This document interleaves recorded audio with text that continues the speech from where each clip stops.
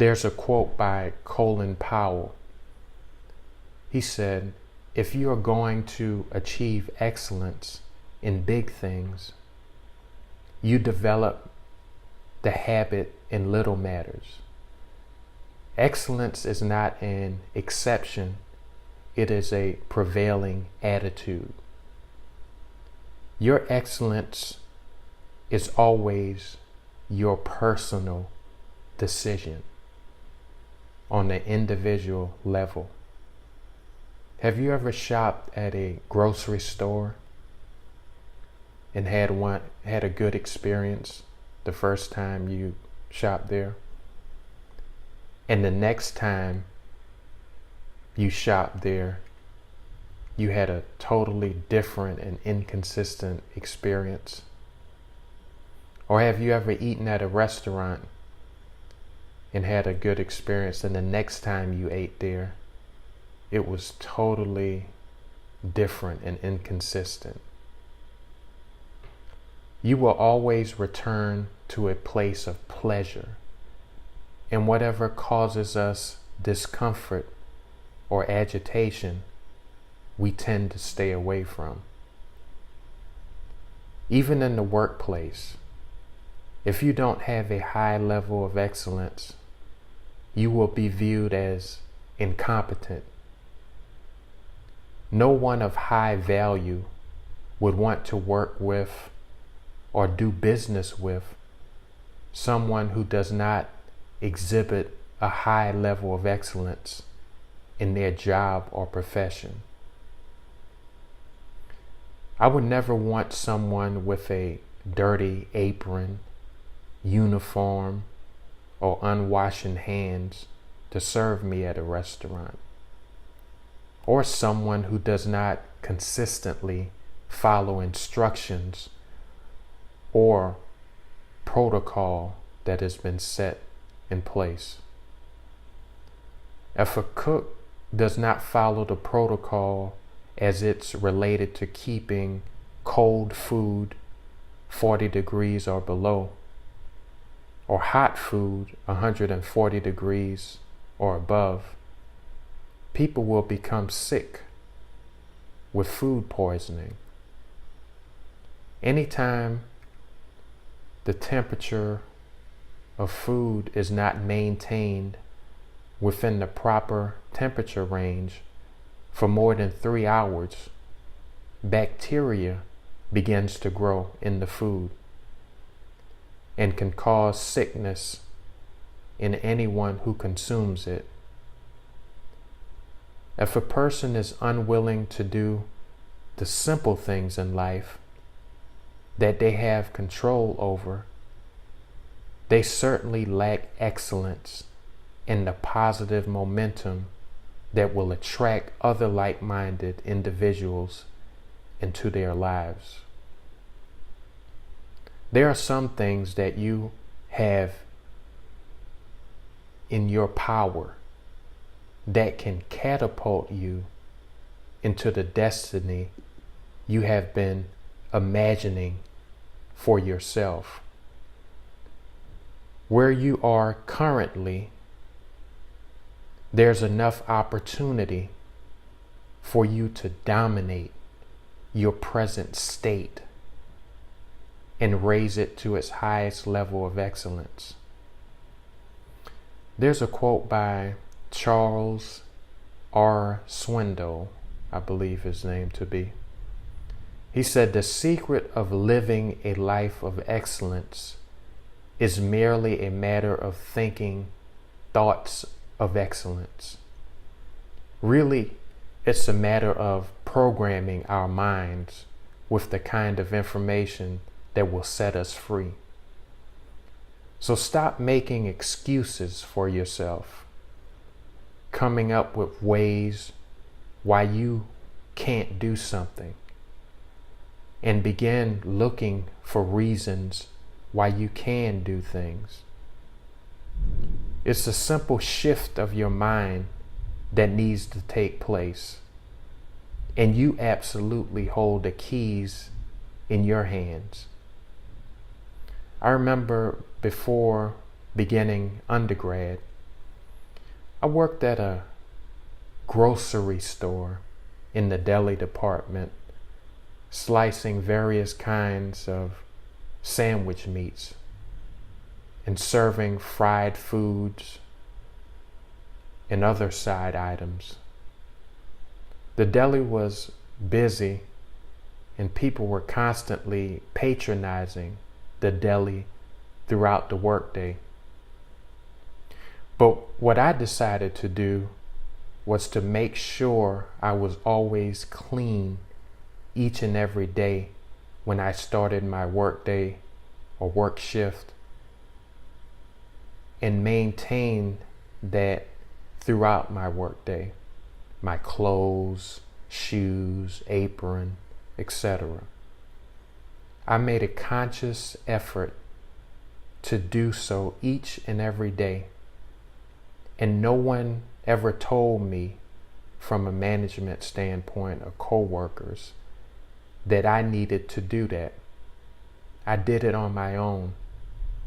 I wanted to give every customer a consistent experience each and every time they encountered me in the deli, just as I would have liked someone to serve me in a restaurant or a deli. One experience that caused me to have this standard for myself was simply going to restaurants and observing how unclean the uniforms were of the servers and cooks. I wanted to be clean and create a different experience for customers who encountered me. There's a quote by Aristotle. He said, "Excellence is an art won by training and habituation. We do not act rightly because we have virtue or excellence, but we rather have those because we have acted rightly. We are what we repeatedly do. Excellence, then, is not an act, but a habit." I know some of you may be thinking to yourself, well, when I get to my dream job or destination, then I will begin operating with a high level of excellence. But the process of imprinting your subconscious mind will not be perfected in a positive way if you practice negative habits. Essentially, whatever you are practicing now, you will perfect. You can't practice bad habits, doing something one way, and expect yourself to develop good habits. That would be the equivalent of an unmarried woman who desires to be married one day in order to fulfill the traditional gender role in marriage as the homemaker, and she refuses to learn how to cook for herself now, saying to herself, when I get married, then I will learn how to cook. She is literally sabotaging herself because her self-image and self-talk is constantly reflecting a single person in waiting to be married.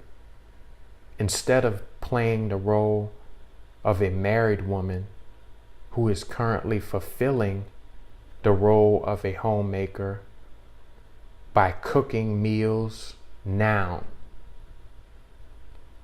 you will never rise above your mental picture or image of yourself.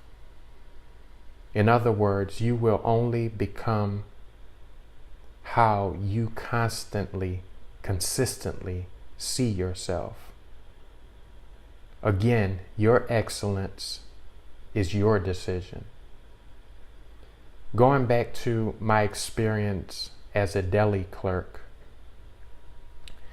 because of my high level of excellence, customers would find out my work schedule, and they would shop for their deli meats when I was at work because they loved the consistency I exhibited and the high level of excellence. I also got promoted in that job, even though that wasn't my ultimate goal. But while I was there on the road to my ultimate goal, I did the best that I could do in that role. So wherever you are currently, you can begin to excel in that experience, and you will be imprinting your subconscious mind and your self-worth. There's a quote by Ralph Waldo Emerson. He said, if a man can write a better book, preach a better sermon, or make a better mousetrap than his neighbor, though he build his house in the woods, the world will make a beaten path to his door. If you really desire something bad enough, you will certainly have it.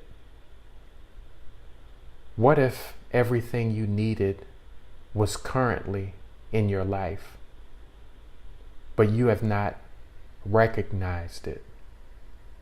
Become more consciously aware. Maintain your mental image of the life you want to experience, coupled with the feeling of your desire fulfilled. Where you are, there's enough opportunity. Where you are currently. Stop waiting on something to happen for you. Remember, you are the one who's deciding what's happening in your life, and everything begins on the inside of you. Have a better inner experience by having pride in everything you do. Have a higher level of excellence for yourself. Even if excellence was not modeled for you as a child, it's no excuse for you not to make a change for the better now. I remember this movie that I saw several years ago now. Some of you may have seen it as well. It's entitled Field of Dreams. And there's one scene in the movie where Kevin Costner's character, named Ray, he was walking through a cornfield and he heard a faint voice saying, "If you build it, he will come," in reference to building a baseball field so that he could see one of his favorite baseball players. So where is the cornfield that you are walking through? I know it doesn't presently look like the dream picture you see in your imagination, but will you continue to believe and begin doing the things that you have in your power to do right now? Maybe your cornfield looks different, but whatever it looks like, you can change it symbolically to a beautiful baseball diamond where people from all over the world will come to play. The power rests within you. If you have the courage to create your new mind, you will have created a new world for yourself. Keep things simple. Just because your professor doesn't have an attendance policy for class, it doesn't mean you can continually skip class and expect to pass the class. Or just because your job doesn't have a late to work policy, it doesn't mean you should consistently arrive to work late and leave early. Develop a higher standard for yourself. When it's time for promotion, those who make hiring decisions, they generally look for the person who is dependable and who has a high level of excellence in their work. I took a small weekend getaway about 5 weeks ago or so, and I searched for Mediterranean restaurants nearby where I was staying. And when I found one that looked appealing to me, I decided to go. So when I arrived at the restaurant, it was supposed to be open, but it wasn't. There was one worker waiting on the outside for the boss to arrive. I went to a store next door to just wait for the restaurant to open for about 30 minutes, and the owner still hadn't arrived. So I simply found another restaurant to go to. Now, because the owner lacked excellence, he was losing money that he will never be able to make up, because I would never go there again whenever I am in town. I know there's a saying, first impressions are lasting. Well, it certainly can be. So be proactive and begin implementing the things you've learned today in order to start the process of your new mind creation. Also remember to join me again next week for an all-new episode.